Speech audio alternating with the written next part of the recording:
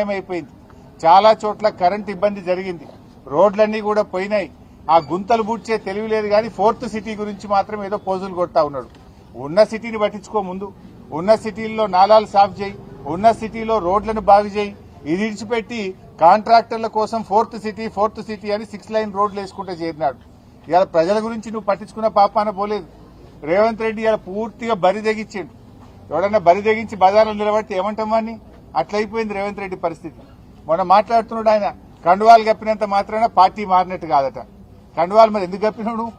కండువాలు కప్పితే పార్టీ మారలేదని మాట్లాడితే ఇంతకంటే బరి తెగింపు మాటలు ఉంటాయా? అంటే రేవంత్ రెడ్డి ఇవాళ నువ్వు ఏం మాట్లాడుతున్నావు? వాళ్ళే మేము పార్టీ మారినాము, కండువా కప్పుకున్నామని వాళ్ళ ట్విట్టర్లో వాళ్ళే పెట్టి, మీ పీసీసీ అధ్యక్షుడే 10 మంది కాంగ్రెస్ పార్టీలో చేర్చుకున్నా అని మహేష్ కుమార్ గౌడే చెప్పబట్టే, గాంధీ భవన్ లో మీటింగ్ జరిగితే మీ ఇన్ఛార్జ్ నేతృత్వంలో పార్టీ మారిన ఎమ్మెల్యేలు గాంధీ భవన్ లో వచ్చి మీటింగ్ లో పాల్గొండ్రి.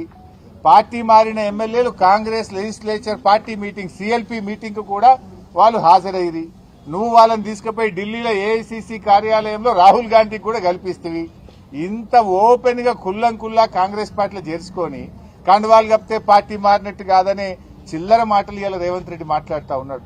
ఆ కుర్చీ గౌరవాన్ని పరువు తీసే విధంగా ఈ రోజు రేవంత్ రెడ్డి గారు మాట్లాడుతూ ఉన్నారు. ఇవాళ రాష్ట్ర ప్రజలకు అన్ని తెలుసు కదా. ఆ ఎమ్మెల్యేలే ఏం చెప్పిండ్రు? మేము అభివృద్ధి కోసం పార్టీ మారినాము, డెవలప్మెంట్ వర్క్ల కోసం పార్టీ మారినామని వాళ్ళ నియోజకవర్గాల్లో కార్యకర్తల మీటింగ్ లో ఓపెన్ గా వాళ్లే చెప్తా ఉంటే ఇంకా ఈ బరితి ఇంగంపేంది, ఇంకా ఈ చిల్లర చేష్టలేంది? ఇలా ప్రజలు అన్ని గమనిస్తా ఉన్నారు. సరైన సమయంలో మీకు తగిన బుద్ధి చెప్తారు. సో ముఖ్యంగా ఇప్పటికైనా ఇలా మా తలసాని సీనన్నను చూసన్న కళ్ళు తెరువు. సీనన్న ఇలా సనత్ నగర్ నియోజకవర్గంలో బస్తీ ప్రజలకు సాయం చేసినారు. రాష్ట్రంలో హైదరాబాద్ నగరంలో ఎక్కడెక్కడైతే ముంపుకు గురైందో ఆ ప్రజలకు ఆర్థిక సహాయం అందించు, నిత్యావసర వస్తువులు అందించు. ఇప్పటికైనా నాలాలన్నీ కూడా మరి డీసిల్టింగ్ ప్రక్రియ వెంటనే ప్రారంభించండి. ఇలా హైదరాబాద్ లో వీధి దీపాలు వెలుగుతలేవు చాలా చోట్ల.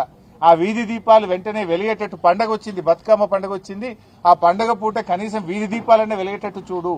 ఇలా రాష్ట్ర ప్రజలందరికీ కూడా ఇలా బతుకమ్మ పండుగ ప్రారంభోత్సవం జరుగుతా ఉంది. మా అక్క చెల్లెలందరికీ కూడా బతుకమ్మ పండుగ శుభాకాంక్షలు తెలియజేస్తా ఉన్నాం. ఇలా పల్లెటూళ్లలో కూడా ఏమైపోయిందంటే కనీసం బుగ్గలేసే పరిస్థితి లేదు. జనరల్ గా తల్లిగారింటికి పోతుంటారా మా అక్క చెల్లెళ్ళు. ఇలా గ్రామాల్లో కేసీఆర్ గారు ఉన్నప్పుడు మిషన్ కాకతీయలో చెరువులు బాగు చేసి బతుకమ్మ మెట్లు కట్టించాడు, బతుకమ్మ ఘాట్లు కట్టించాడు. పండుగను అద్భుతంగా జరుపుకోవడానికి ఫ్లడ్ లైట్లు వేసేవాళ్లు, రోడ్లు వేసేవాళ్లు, మొత్తం గడ్డి చెక్కించి అద్భుతమైనటువంటి సౌకర్యాలు ఉండేవి.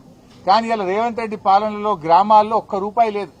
పంచాయతీ సెక్రటరీలు అప్పులపాలైపోయినారు, సర్పంచులు లేరు, ఎంపీటీసీలు లేరు, ఎలక్షన్లు పెట్టే ధైర్యం రేవంత్ రెడ్డికి లేదు. గ్రామ పంచాయతీల్లో నయా పైసా లేదు. కనీసం పండగ పూట కూడా కాలిపోయిన బుగ్గలేసే పరిస్థితి లేదు. పండగ పూట గ్రామాల్లో చెత్త ఎత్తే పరిస్థితిలో ట్రాక్టర్ల డీజిల్ దిక్కులేని పరిస్థితి. బతుకమ్మకు ఏర్పాట్లు చేయడానికి గడ్డి మందు కొట్టడానికి కూడా గ్రామాల్లో పైసలు లేవు. ఇది రేవంత్ పాలన. మాటలకు ఎక్కువ, చేతలకు తక్కువ.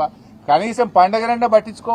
ఈ పండగ పూటనైనా గ్రామ పంచాయతీలకు నిధులు విడుదల చేసి తెలంగాణలో అతిపెద్ద పండగ బతుకమ్మ, దసరా పండగ. ఈ పండగ ఏర్పాట్లు చేసుకోవడానికైనా గ్రామాలకు నిధులు విడుదల చేయి. నీ పాలనలో ఈ 2 సంవత్సరాల్లో గ్రామ పంచాయతీలన్నీ కూడా మురికి కూపాలుగా, చెత్త కుప్పలుగా మారిపోయినాయి. ఇప్పటికైనా కళ్లు తెరువు, గ్రామ పంచాయతీలకు నిధులు ఇయ్యి. బడా కాంట్రాక్టర్లకు కాదు బిల్లులు ఇవ్వాల్సింది, గ్రామాలకు ఇయ్యి. పేద ప్రజలకు ఇవ్వాల్సిన డబ్బులు ఇవ్వు. గ్రామాల్లో వరదల్లో మునిగిపోయిన పంట పొలాలకు సహాయం చెయ్యి. వరదల్లో మునిగిపోయిన పేద ప్రజలకు నిత్యావసర వస్తువులు అందించు. వారికి ఆర్థిక సాయం అందించాలని చెప్పి మేము డిమాండ్ చేస్తున్నాం.